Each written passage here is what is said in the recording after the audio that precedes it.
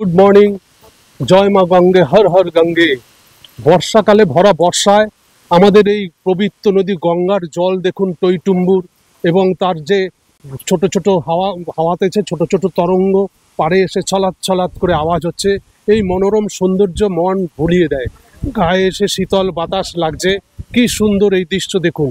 এই গঙ্গা নদীর দুপাশে প্রচুর প্রাচীন মন্দির আছে, যেসব মন্দিরগুলোর ভাস্কর্য বা নির্মাণ শৈলী এবং মন্দিরের গর্ভগৃহে অবস্থিত দেবতাদের বিগ্রহ এক কথায় অসাধারণ।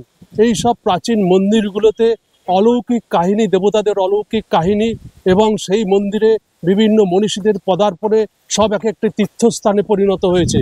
সেই সব তীর্থস্থানে প্রতিদিন প্রচুর পুণ্যার্থী এসে নতুন নতুন মনস্কামনা নিয়ে তারা এসে পুজো দেয় এবং হাসি মুখে ফিরে যায়। তারপরে আবার সেই মনস্কামনা পূর্ণ হলে তারা আবার নতুন কোনো মনস্কামনা নিয়ে সেই মন্দিরে আসে, এবং এইভাবে দিনের পর দিন চলতে থাকে। আমরা চলুন সেরকমই একটি মন্দিরে আজকে আপনাদের নিয়ে যাব। তাই ভিডিওটি একটুও স্ক্রিপ্ট না করে আমাদের সাথে থাকুন। যারা এখনো পর্যন্ত ভিডিওটি সাবস্ক্রাইব করেননি তারা ভিডিওটি সাবস্ক্রাইব করুন এবং পাশে থাকা বেল আইকনকে অবশ্যই প্রেস করবেন। তাহলে চলুন আমরা আপনাদের সেই মন্দিরে নিয়ে যাই। এই হচ্ছে ব্যারাকপুর রেলওয়ে স্টেশন। এই ব্যারাকপুর রেলওয়ে স্টেশন থেকে বাইরে বেরোবেন, বাইরে বেরিয়ে এই মুখটা পাবেন। এই বাঁদিকে এগিয়ে যাবেন, এই অটোগুলো ধরবেন না, এগুলো বেশি রেট চায়। একটু এগিয়ে গেলেই আপনি শেয়ারে অটোটা পেয়ে যাবেন হচ্ছে গান্ধী মোড় পর্যন্ত 10 টাকা করে, আর যদি রিজার্ভ করেন 100 টাকায় নেবে, একদম মন্দিরের দোরগোড়ায় আপনাকে পৌঁছে দেবে। আর গান্ধী মোড় থেকে ইচ্ছা করলে পায়ে হেঁটে যেতে পারেন, 5 থেকে 7 মিনিট লাগবে হাঁটাতে। নাহলে ওখান থেকে রিক্সা বা টোটো পেয়ে যাবেন, 10 টাকা করে নেবে মন্দিরের গেট পর্যন্ত।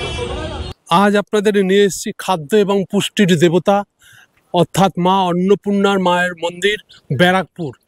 এখন আমরা মন্দিরের দোরগোড়ায় এসে পৌঁছে গেছি। এই দেখুন মন্দিরে ঢোকার মূল ফটক।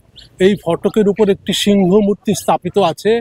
কথিত আছে তৎকালীন এই সিংহ মূর্তি স্থাপন নিয়ে ব্রিটিশ সরকারের সাথে এই মন্দির কর্তৃপক্ষের একটা আইনি লড়াই হয়। কারণ হচ্ছে সিংহ হচ্ছে গিয়ে ব্রিটিশ রাজ পরিবারের প্রতীক। তারা নেটিভ চায়নি কোনো নেটিভদের দেবতাস্থলে এরকম তো এই প্রতীকটা ব্যবহার করা হোক। দীর্ঘ আইনি লড়াইয়ের পর আদালত রায় দেয় যে সিংহ হচ্ছে গিয়ে বিক্রমের প্রতীক, তাই যে কেউ এটি ব্যবহার করতে পারে। আপনাদেরকে এই মূল ফটক দিয়ে এবার আমরা ঢুকবো মন্দির প্রাঙ্গণে। এই হচ্ছে মূল ফটক। মন্দির প্রাঙ্গণে ঢুকে অবাক করার পালা। এই যেন দক্ষিণেশ্বর মন্দির দাঁড়িয়ে আছে, না ভুল করবেন, এটা দক্ষিণেশ্বর মন্দির নয়। দক্ষিণেশ্বর মন্দিরের অনুকরণে, একই স্থাপত্যবিদ্যায় অনুকরণে তৈরি মা অন্নপূর্ণার মন্দির। দক্ষিণেশ্বর মন্দির তৈরি করেছিলেন রানী রাসমণি, আর এই মা অন্নপূর্ণা মন্দির দ্বিতীয় দক্ষিণেশ্বর বলে খ্যাত। এই মন্দির তৈরি করেছেন রানী রাসমণির কনিষ্ঠ কন্যা অর্থাৎ জগদম্বা দেবী। 12ই এপ্রিল চৈত্র পূর্ণিমার দিন এই মন্দির প্রতিষ্ঠিত হয়। এই মন্দির আরও তীর্থস্থানে পরিণত হয়েছে কারণ আমাদের প্রিয় ঠাকুর শ্রী শ্রী রামকৃষ্ণ পরমহংসদেব এই মন্দিরের ভিত্তি জমি ক্রয়, ভিত্তিপ্রস্তর এবং উদ্বোধনের সমস্ত কিছুতেই ওনার প্রত্যক্ষ উপস্থিতি ছিল। তাই এই মন্দির এখন তীর্থস্থানে পরিণত হয়ে গেছে। আমরা চলুন সেই মন্দিরে আপনাদেরকে আজকে দেখাবো। এইটা হচ্ছে গিয়ে খাদ্য এবং পুষ্টির দেবী মা অন্নপূর্ণা মায়ের মন্দির। এই মন্দিরটি নবরত্ন খচিত অর্থাৎ 9টি চূড়া বিশিষ্ট। মন্দিরের দ্বিতল এবং তৃতলে যে 4টি করে 8টি চূড়া রয়েছে সেগুলো খাজ বিশিষ্ট, এবং প্রত্যেক মিনারের উপর একটা করে চূড়া রয়েছে, তার মধ্যে চক্র লাগানো আছে। আর মূল মেন চূড়াটি হচ্ছে গিয়ে মাঝখানে অবস্থিত। আর মন্দিরের এই যে কার্নিশের উপর এই পঙ্খের কাজ অসম্ভব সুন্দর লাগছে দেখতে। মন্দিরের ডান দিকে হচ্ছে গিয়ে অফিস ঘর, সেখান থেকে ভোগ প্রসাদের জন্য কুপন কাটতে পারবেন। একটা কুপনের দাম হচ্ছে 120 টাকা। আমরা ভোগের প্রসাদ নেব, দেখাবো আপনাদেরকে কত রকমের আইটেম কি থাকে। আর মন্দিরের বাঁ পাশে হচ্ছে বিশাল প্রশস্ত নাট মন্দির, দেখুন কি সুন্দর। সামনেই রয়েছে জগদম্বা দেবীর মূর্তি। এই দেখুন এখানে ফলকে লেখা রয়েছে। এই হচ্ছে মূল মন্দিরের প্রবেশপথ। আমরা এবার যাব মূল মন্দিরে, সেখানে গিয়ে দেখাবো মা অন্নপূর্ণার মূর্তি। এই হচ্ছে খাদ্য এবং পুষ্টির দেবী মা অন্নপূর্ণার মূর্তি। উনি হচ্ছে গিয়ে অষ্টধাতুর তৈরি। এক হাতে আছে হচ্ছে গিয়ে হাতা, আর এক হাতে আছে হচ্ছে অন্নপাত্র, সামনে দণ্ডায়মান মহাদেবের মূর্তি রয়েছে, এক হাতে ত্রিশূল আর এক হাতে ভিক্ষাপাত্র। কি অপূর্ব, এত বছর আগের তৈরি, সম্পূর্ণরূপে রূপার তৈরি মহাদেবের মূর্তি। আর মায়ের মূর্তি হচ্ছে অষ্টধাতুর তৈরি। যে সিংহাসনে বসে আছেন সেই সিংহাসনটিও রূপোর তৈরি। কি সুন্দর দেখুন, এত বছর আগের মূর্তি যেন এখনো নতুন মনে হচ্ছে, কালকে তৈরি করেছে। এই হচ্ছে প্রশস্ত নাট মন্দির। এই নাট মন্দিরে আপনারা চাইলে বিশ্রাম নিতে পারেন, কোনো অসুবিধা নেই, কোনো বাধা নিষেধ নেই। দেখুন চারিদিকে উঁচু উঁচু থামের উপর হচ্ছে সমতল এই ছাদ বিশিষ্ট নাট মন্দির। এইখানে বসে আপনারা ধ্যান করতে পারেন, সরাসরি মায়ের এখান থেকে দর্শন করতে পারেন। মন্দিরের পশ্চিম দিকে উত্তর দক্ষিণ বরাবর তিনটি করে শিবের আটচালা মন্দির আছে। সেই মন্দিরগুলিতে প্রতিষ্ঠিত শিবের মূর্তি আছে। আর এই দুটো শিব মূর্তির পাশে মাঝখান থেকে একটি গেট আছে।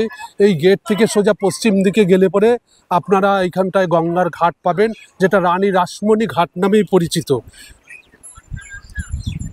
এই হচ্ছে গিয়ে মন্দির, শিব মন্দির।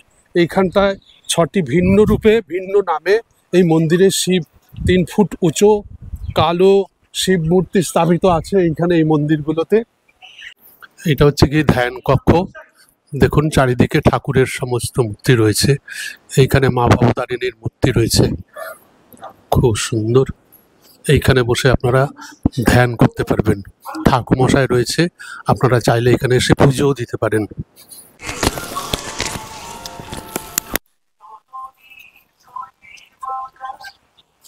অপূর্ব দেখুন, এইখানটায় মায়ের ভোগ প্রসাদ যেমন দেওয়া হয়েছে, তেমনি মন্দির প্রাঙ্গণে পাখিদের জন্য আহারের ব্যবস্থা করা হয়েছে।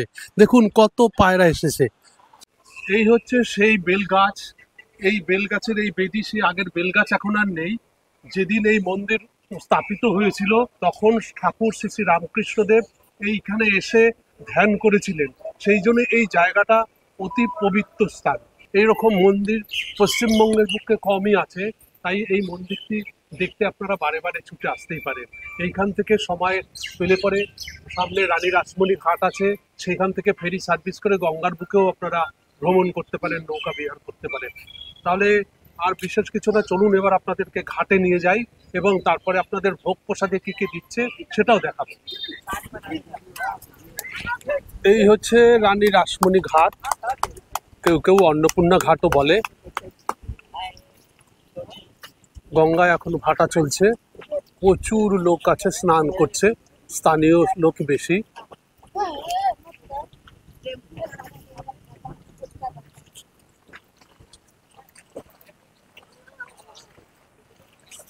যারা নদীর ওই পার থেকে আসবেন, শ্রীরামপুর থেকে ফেরি সার্ভিস করে এই ঘাটে এসে উঠতে পারেন, তাহলে আপনাদের অনেক সহজ হয়ে যাবে।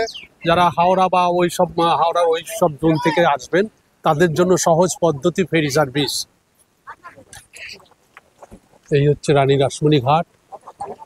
চাঁদনি থেকে গঙ্গার ঘাট পর্যন্ত সমস্ত পুরো ইটের সিঁড়ি করা আছে। অনেক লোক এসে স্নান করে এইখানটায়।